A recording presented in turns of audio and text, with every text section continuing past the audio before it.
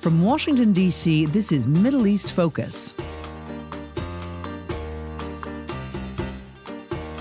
Hello, and welcome to Middle East Focus, a weekly podcast on regional affairs and U.S. policy, produced by the Middle East Institute in Washington, D.C. I'm Alistair Taylor, MEI's Editor-In-Chief. On today's program, we'll be talking about Sudan's civil war and its regional impact. The conflict began on April 15th, 2023, when fighting broke out in Sudan's capital of Khartoum between the Sudanese Armed Forces under General Abdel Fattah al-Burhan and the paramilitary Rapid Support Forces under Mohamed Hamdan Dagalo, known as Hemedti. More than a year on, the fighting continues to rage, and there seems to be no end in sight to the conflict. The toll on Sudan's people has been steep over the past 12 months. Tens of thousands have been killed, nearly 11 million people have been displaced, and acute food insecurity has reached dangerous levels. Despite the scale of the crisis in Sudan, it has received relatively little attention from the United States and the international community, with some analysts dubbing it the world's worst forgotten conflict. You can subscribe to Middle East Focus on Spotify, Apple Podcasts, and other podcast providers. To help us understand the conflict and its impact on the broader region, I'm joined today by two great guests, Mirette Mabrouk and Jehanne Henry. Mirette is a senior fellow at MEI and the director of the Institute's Egypt and Horn of Africa program. Jehanne is a human rights lawyer and researcher with a particular focus on Sudan and South Sudan. She's a non-resident scholar with MEI's Egypt and the Horn of Africa program and a former director in the Africa division of Human Rights Watch. Mirette, Jehanne, welcome to the podcast, and thank you both very much for joining us today. Thank you. Thank you for having us on. Jehanne, can you start by giving our listeners a sort of brief overview of where things stand in Sudan today, a little over a year on from the outbreak of civil war? Yes. Well, I mean, it has been a nightmare of a year. I think you've already cited some of the key sort of statistics, which are shocking in and of themselves, with millions and millions displaced, many of them, internally in the country to other towns, safer areas, but also more than 1 million to neighboring countries. And famine is looming. In many parts of the country, people are literally starving right now.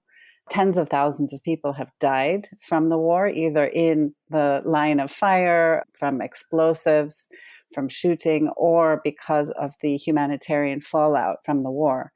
So Sudan is in a horrible place, and it's truly unreal still.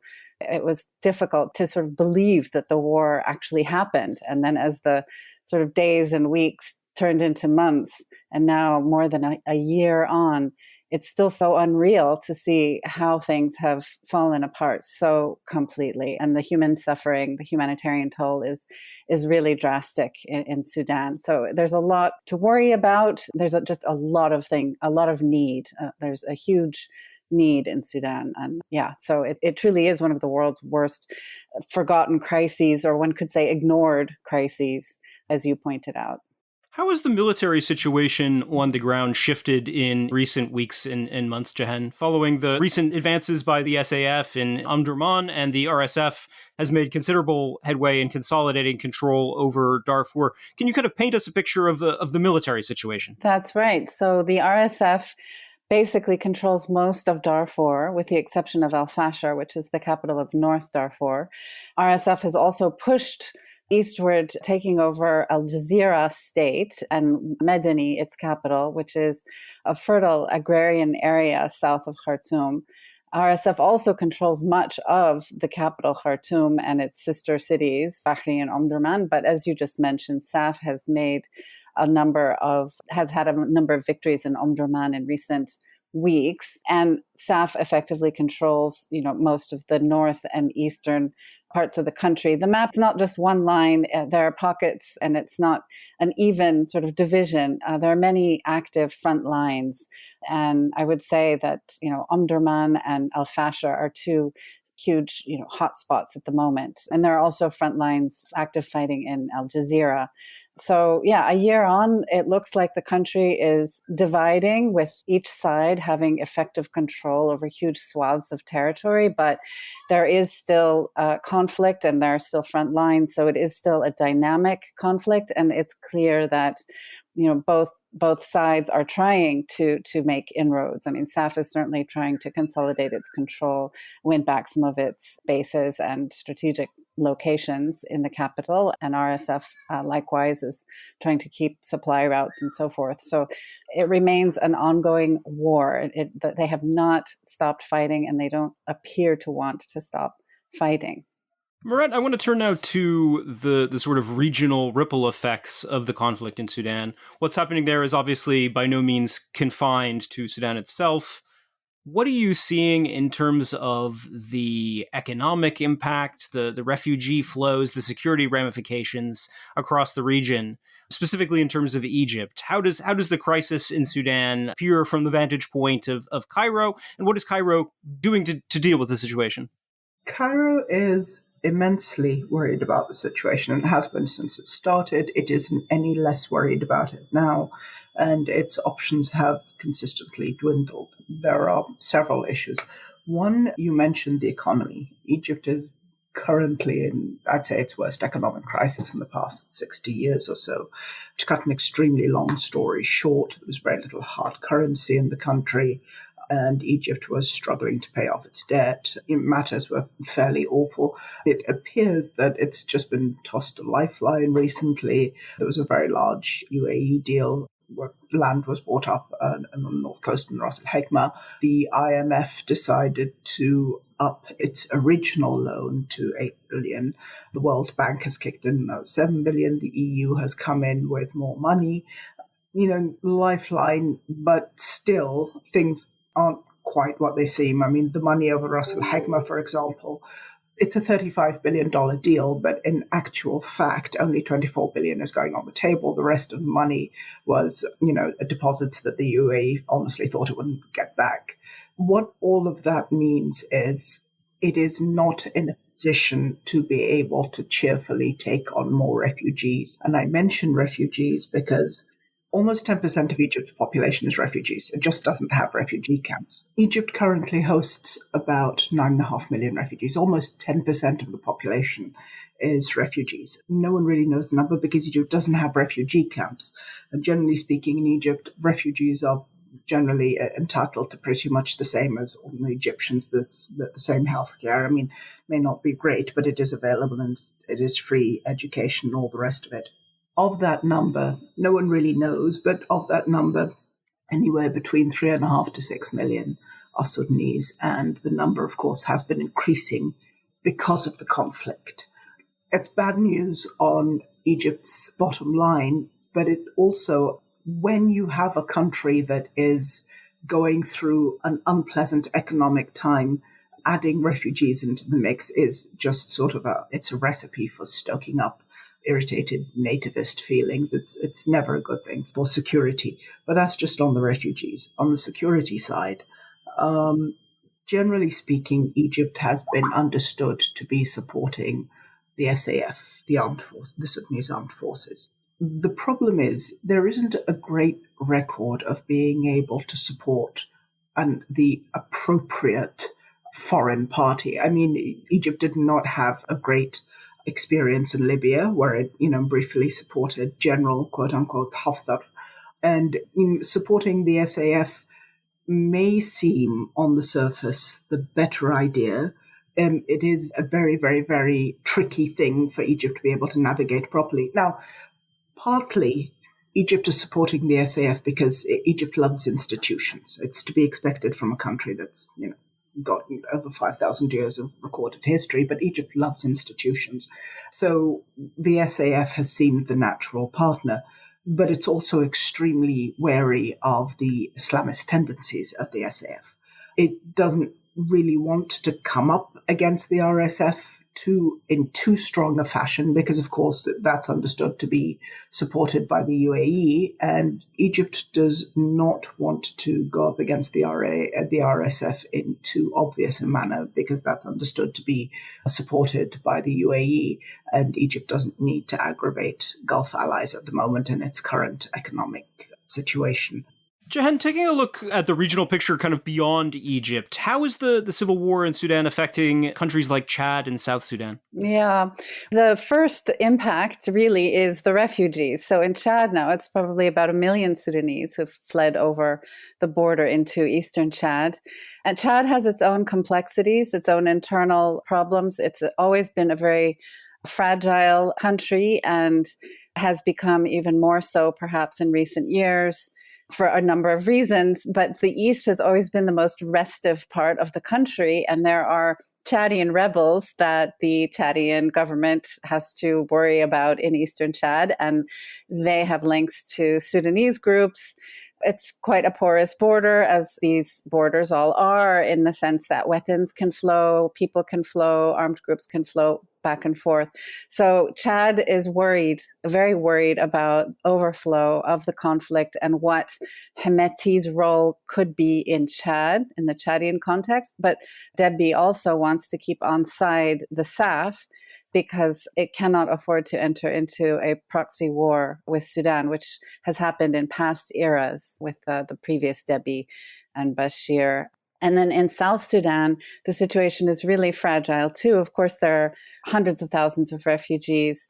Many of them are Southern Sudanese who were living in Sudan for generations. And what happened from this war is they fled south rather than going to Ethiopia or Egypt because of their pre-existing links or because of geography, and they were closer to the south. And so we have a huge influx of Sudanese refugees into South Sudan, and certainly not for the first time. In 2011 and 2012, there was a major counterinsurgency war really in what is now the southern part of Sudan, so really straddling that border, and that had also produced huge refugee flows into South Sudan. So there are already camps around that border area, and more refugees have have entered those camps and are staying there. And there are new settlements, and then there are people sort of staying with host communities all over South Sudan.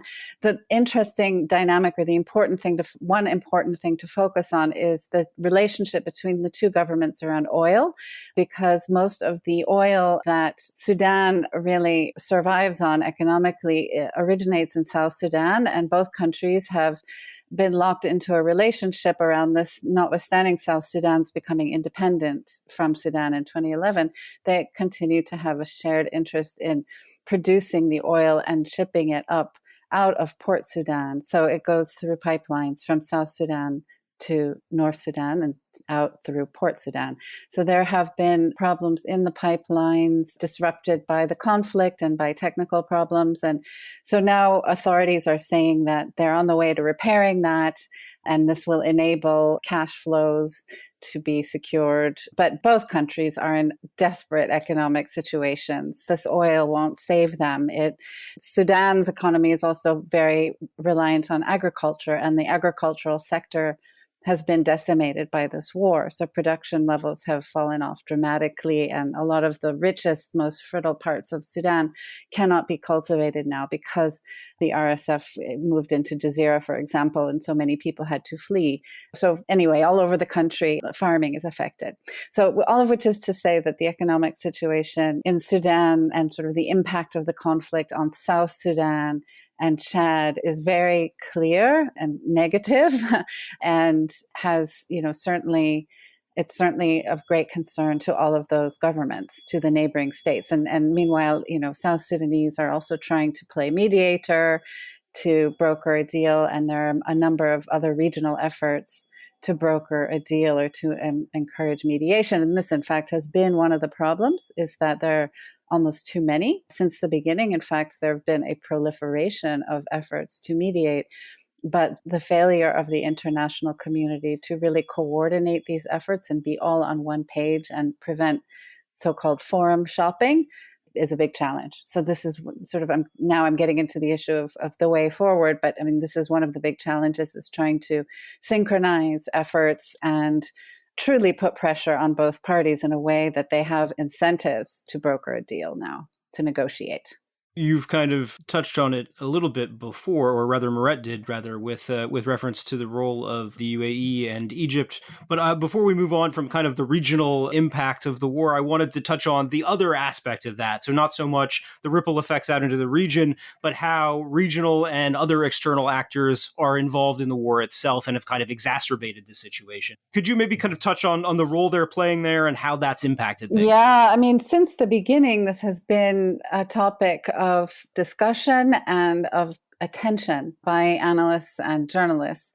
So already the RSF had its external backers in the UAE. It has sold gold to Russia. It had a relationship with Wagner in Sudan to securitize gold exploitation.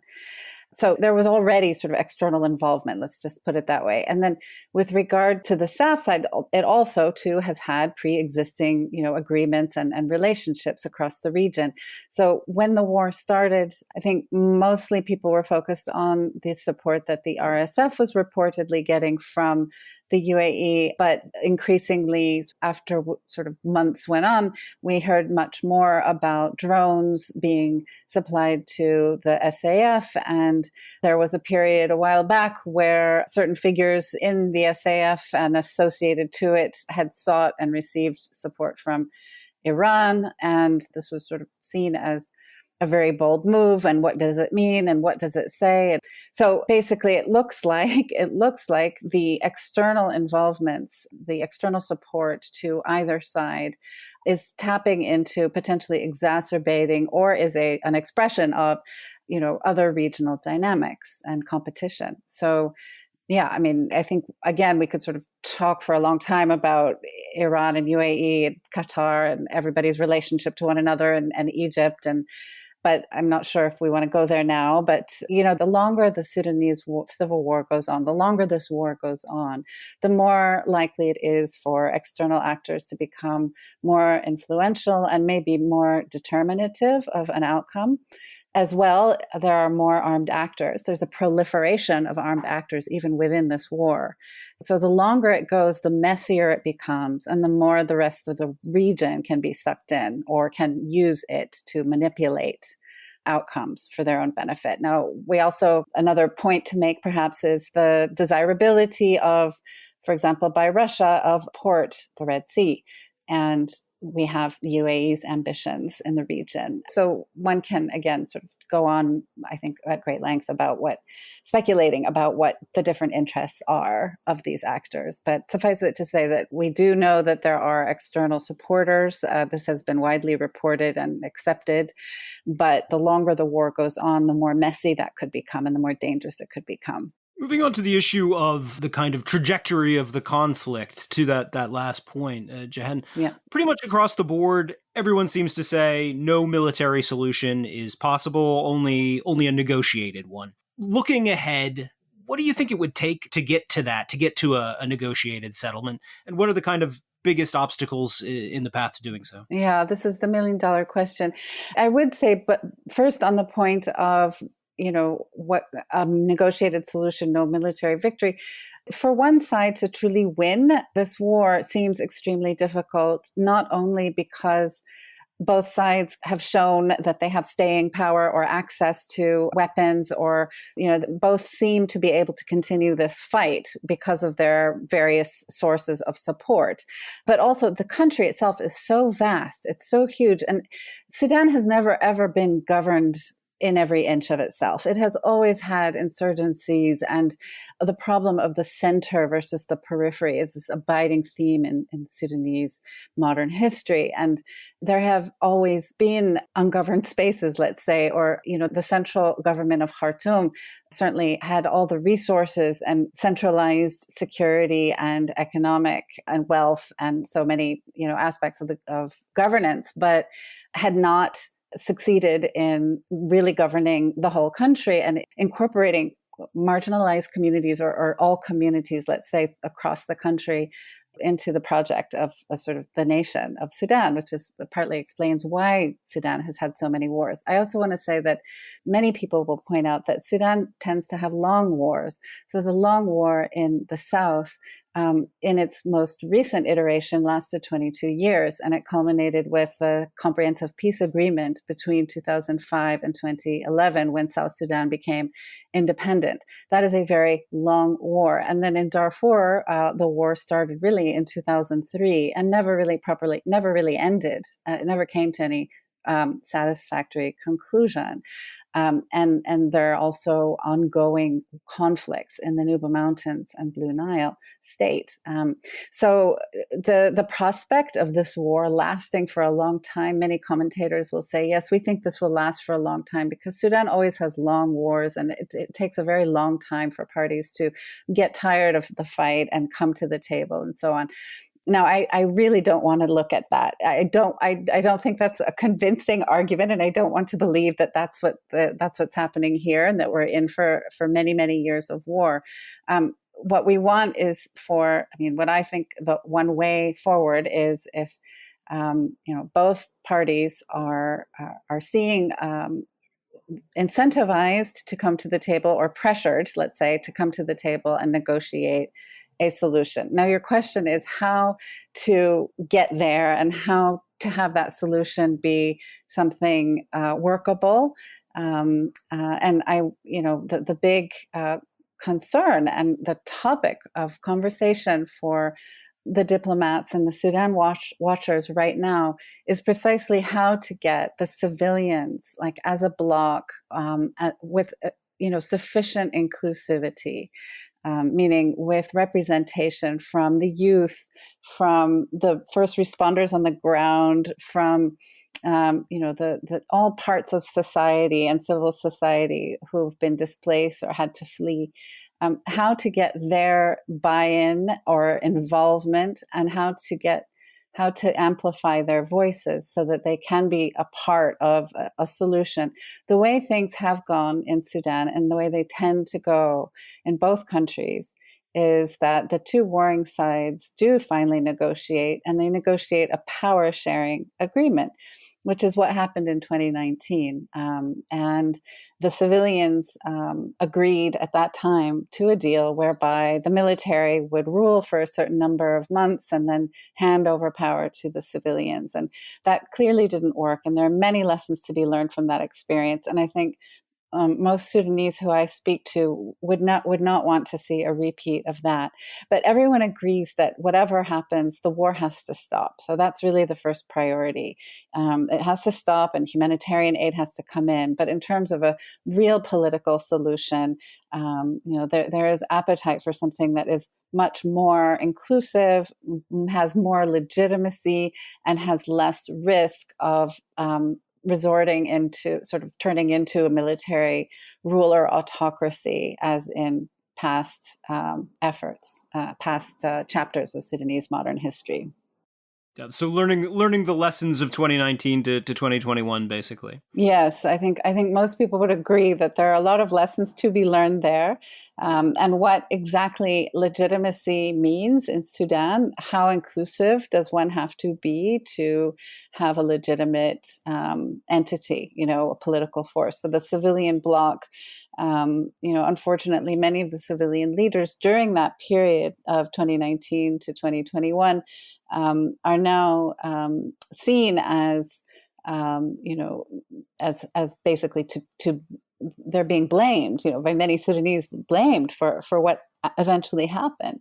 And I think they would have to do quite a lot of work to regain or achieve legitimacy from all relevant segments of Sudanese society. So you'll hear a lot in Sudan sort of circles about this Taqaddum, which is the coalition of civilian leaders that evolved from the FFC, the Forces for Freedom and Change, which was the main civilian transitional governing civilian entity or civilian body that formed the civilian component of the transitional government.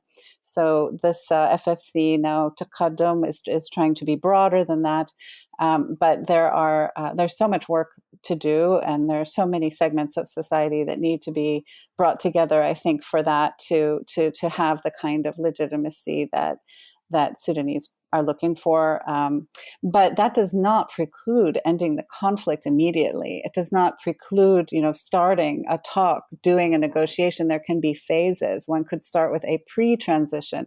In fact, there were some commentators in 2019 who argued later that actually what that was a pre-transition, and it ought to have been the precursor to sort of a proper transition. And then after a proper transition, elections, and then a new government, and that we were just at the very, very beginning. So that could be one of the lessons learned. But the fighting can stop, and negotiations can start immediately, and that's what Sudanese people want. They do not want this war to continue. I mean, none of the the message is just so clear. All the Sudanese people I speak to, it's so clear. Like, make this stop.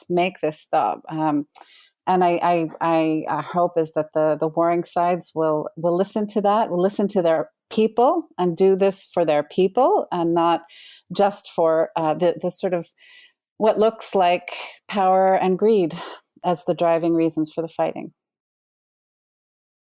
Jehanne, the war has attracted much less attention, both globally and here in Washington, than other conflicts in the region, certainly than we've seen dedicated to Gaza, understandably, over the past 7 months now.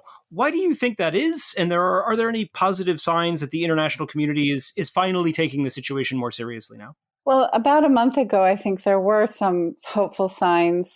Maybe more than a month ago. Earlier this year, the U.S. appointed an envoy for Sudan, and he has really hit the ground running. And this was seen as a hopeful step. The problem is it's not clear, how long he will have this position, and there's just so much to do. But in any event, the appointment of the position, I think, is good. And then there are counterparts in a number of the other institutions, focal persons. The UN has a special envoy for Sudan as well. So the task of better coordinating an approach that the international actors most involved in Sudan should do, that seems more possible now with higher level appointments. But the United States doesn't. Many people have argued that the United States' engagement isn't high level enough, and that appointing Perriello is a good step, but it's not sufficient, and that really presidential level, Secretary of State, and then even presidential level engagement. We look back to the CPA, which is the peace agreement that ended the very long civil war in southern Sudan, and we had presidential interest at that time in Sudan. That's why the United States was very very involved in Sudan for a number of years. And when the CPA was brokered, it was largely, U.S. leadership, I think, is widely acknowledged at that time. And then again, when Darfur exploded around that same time period, the U.S. was quick to be involved. It was also a certain moment in history after Rwanda and Bosnia, where the idea of never again and anti-atrocity movements at the grassroots were sort of a new thing, and a new it was a new area of focus and also advocacy. It was actually quite novel to have this widespread movement called Save Darfur for basically, an African country that many people didn't know anything about, and Darfur being just one region within that country in the middle of the desert. And then to have a Save Darfur movement come about was really quite extraordinary. But today there's nothing like that. And people, I think, there's a certain amount of Sudan fatigue. There is the fact of geography. Sudan is incredibly strategic and important to the region. But it doesn't clearly sit in sub-Saharan Africa or in the Middle East. It really straddles, like the Sahel countries do. It really straddles these two separate regions, and it has incredible diversity, but it doesn't automatically come to the top of mind, I think, for many people who don't look at the region carefully, as sort of the important place that it is and the strategic place that it is. And then I would say that the global system in general, I think there's essentially what amounts to racism in it. Our concern for Ukraine and other places, but not for Sudan and Congo and other places. So I think that's got to be part of the explanation. It's certainly something I felt myself working on it. I can imagine it's hard to avoid coming to that conclusion. Yep. Mirette, also want to get your thought on, as we talk about conflict trajectories and the role that actors can play in helping to bring about an end to the fighting. What role do you see for regional actors like Egypt in that? So I think the situation is complicated because when you discuss region, I think the problem with regional actors is that they are not uninterested parties. They have their own agendas, they have their own needs. If you talk about Egypt, Egypt has very specific needs as far as Sudan is concerned. It's on the southern border. It's a huge security sinkhole. It has been very, very careful about trying to keep Sudan on its side in the issue over the Grand Ethiopian Renaissance Dam. I think that there is a popular misconception that Sudan and Egypt were always on the same side when it comes to the Ethiopian dam issue, or that it has been a conflict between Egypt and Ethiopia. No, they're all three different parties, and Egypt has scrambled to try and make sure that Sudan, that its interests and Sudan's align, and with what's happening with the SAF and the RSF being supported by the UAE. And you have to remember that UAE, one of Egypt's problems has been that it has felt that the UAE has not been appropriately supportive in the GERD issue. But then, of course, the UAE has huge agricultural investments and interests in Ethiopia. And, it's really going to be every man for himself. So regional actors are really only useful when they are disinterested. If they are disinterested, then you just have to pray that their interests align with those of the host countries. Jehanne was very, very clear about what needed to happen for this conflict to stop. The thing is, you have to ask yourself, is it in the interests of the players to stop? Because when people say, well, what we really need is stability in many parts of the world, especially those parts of the world that have autocracies, stability is another word for one group has power and everyone else has to sort of go along. I think what unfortunately the problem with civilians in cases like this, and at least I speak from the Egyptian perspective, is that civilian groups have often not had experience at ruling because there have been autocracies around for so long that when put to the test, they don't have the experience. They don't have the connections in place. I mean, they find it very, very, very difficult to grab the ball and run with it because someone else has had that ball very firmly under their thumb. Right. Yeah, has very firmly under their thumb. So it's easy for people to blame them afterwards, but. I'm not sure how good I would be at flying a plane. I mean, I take planes all the time, but I mean, I take them in the back. I'm not up in the cockpit.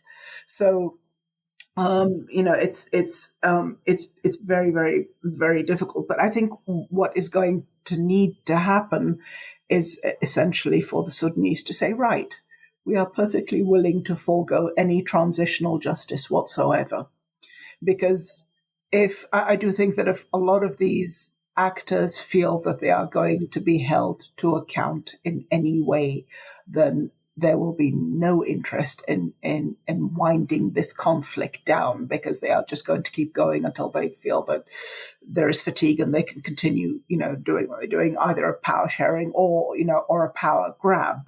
But I think that in the Sudanese are going to have to say, well, never mind transitional justice, we just want to move forward.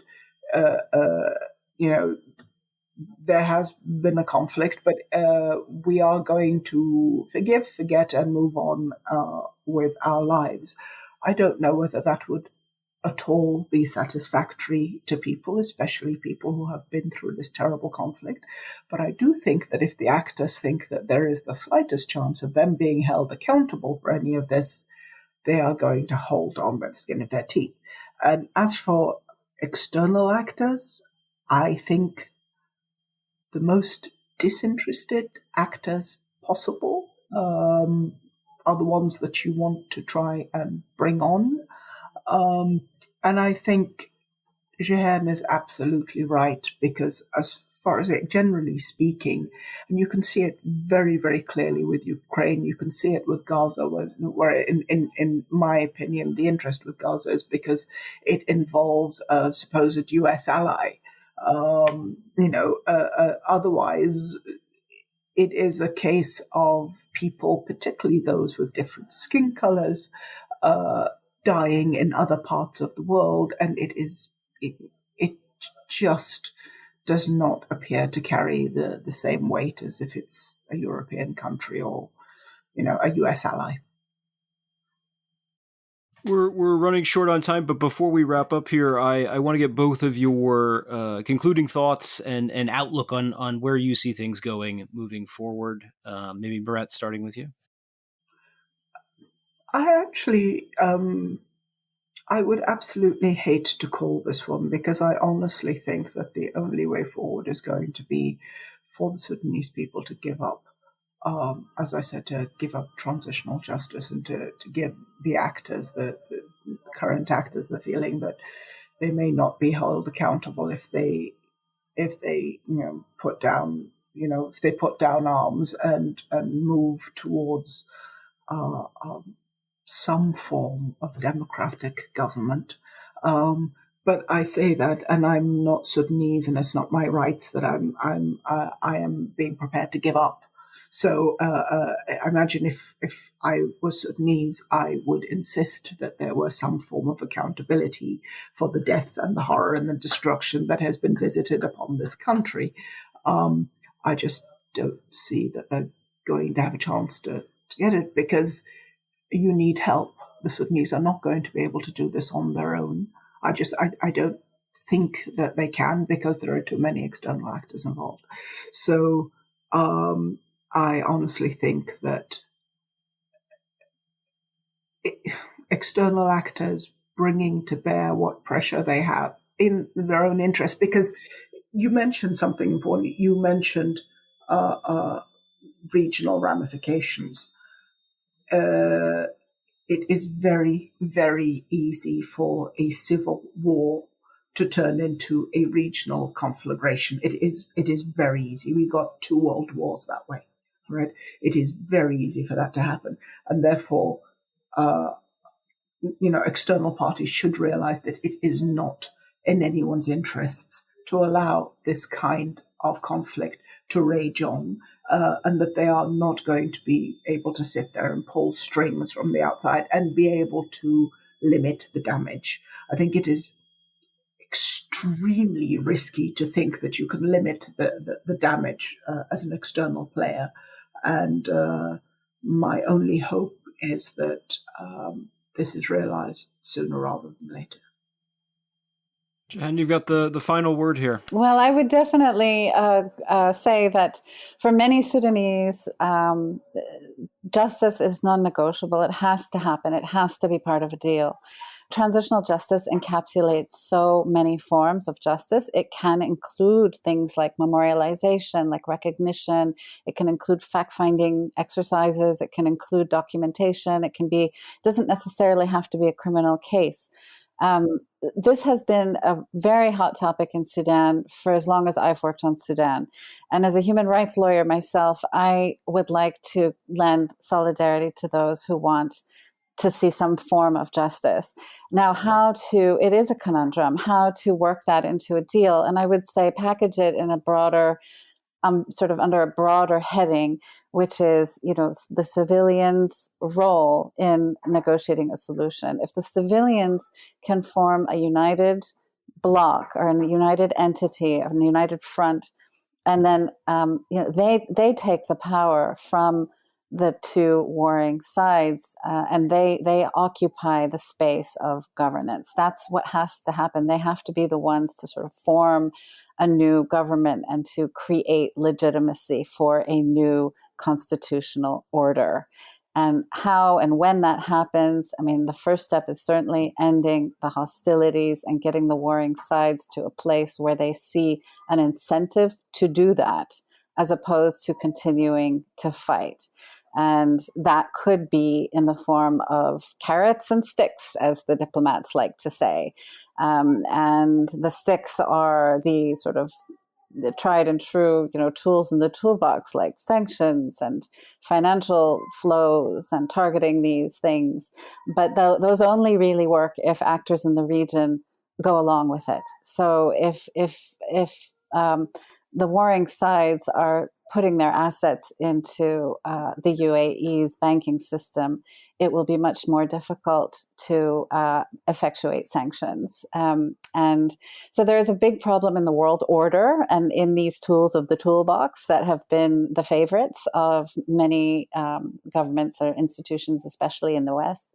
But there have to be clever efforts to create incentives for the parties to want to come to the negotiating table. And yes, they may end up feeling like they can get something out of it, like they are allowed to be in some role for some limited period of time, or they are allowed to sort of go and do their business somewhere. I don't know what the terms would look like, but I don't think that's the same as saying no transitional justice. And I know that, as Mirette just said, Sudanese people would certainly not accept that. They will not be happy with that. But I do think there's a lot of a room for creative thinking here. And Sudan solutions to Sudan's long wars have been creative. The CPA was a very unique exercise and process. And there may be a need for something like that now to happen for Sudan, where you have something that is a process as well as a sort of an event. It's a negotiation, and it could go in stages. There are various options and opportunities, I think. But now is the time to start thinking about them and to really support the civilians to have that one united and, more or less, for them to be on the same page is a critical element here. Yeah. We'll have to leave things there for now, but Mirette and Jehanne, thank you both very much for joining us today. Thank you. Thank you. That's all the time we have for this week. Thank you to our listeners for tuning in, and to our podcast editor, Elliot Sanders, for all of his work on this week's episode. You can find all of MEI's latest coverage of regional issues on our website at www.mei.edu. You can follow MEI on X, Instagram, Facebook, and YouTube, and subscribe to our email newsletters for the latest analysis and information about upcoming events. I'm Alistair Taylor. We will see all of you next week. This has been a presentation of the Middle East Institute. To support MEI's programs and podcasts, please donate at www.mei.edu. Thank you for your support.